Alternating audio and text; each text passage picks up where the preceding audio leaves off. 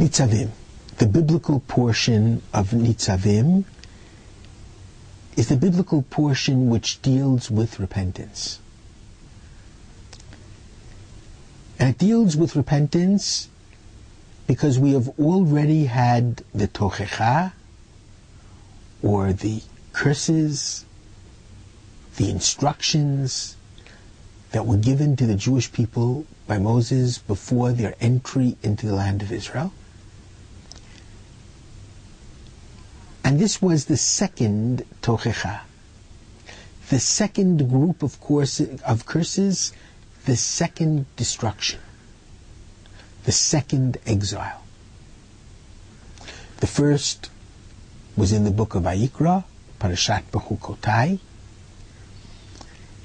and at the conclusion of all of those curses, instructions, imprecations, exile, persecution, pogrom, catalog, the Bible suddenly does a turn. And God says, and although all of this will occur to you and you'll be amongst the Gentiles, God will never completely destroy you or forget His covenant. God will remember His land. God will remember Abraham, Isaac, and Jacob.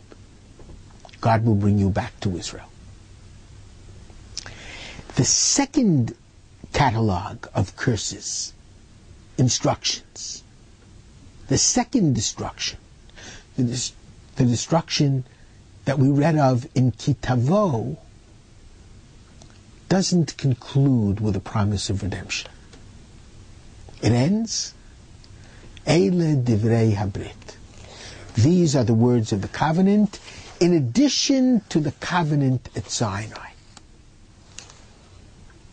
And it leaves the Jewish reader hanging. Is there or is there not going to be a return? And then comes Parashat Nitzavim, a chapter later, chapter 30 of Deuteronomy. And it's clear to the Ramban, for example, and it's very clear to me, and it should be clear to every reader, that Parashat Bechukotai Vayikra, the first destruction, that was the destruction of the first temple. And almost immediately, from a historical perspective, the Jews returned. First of all of the Jews were exiled to one place, to Babylon. So it wasn't that difficult to get them back. Cyrus of Persia took over Babylon. Iraq, Iran was one great country at that time. And King Cyrus gave the Jews permission to return to Judea. After the second destruction, we were scattered to all four corners of the globe. We didn't return right away. Many historians certainly and sociologists certainly thought we would never return. And then comes the portion of Nitzavim that promises return, commands return according to many of the interpreters and commentaries like the Ramban, but also promises return.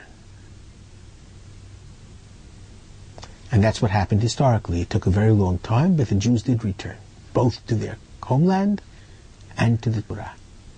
There is a whole movement of return, the Baal Tshuva movement. And then comes a very interesting group of verses.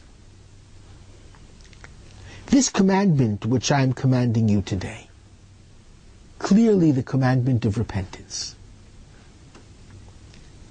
is not too marvelous for you. And it's not too far away from you.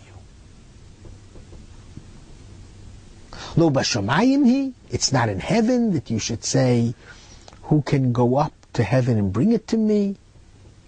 Lo mi'ever hayamhi, it's not from the other side of the ocean.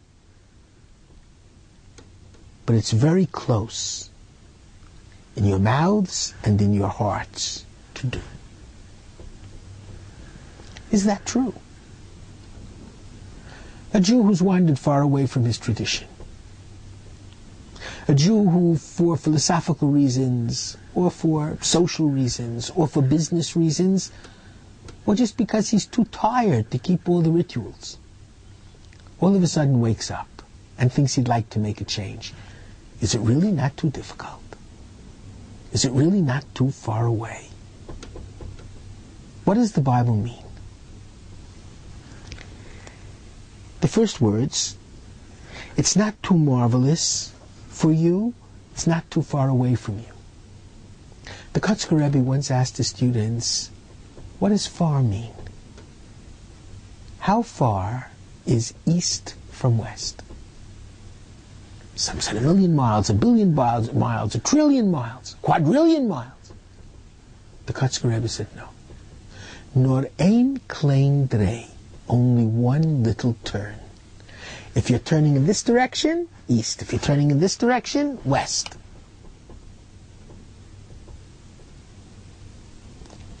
That's the great truth of repentance.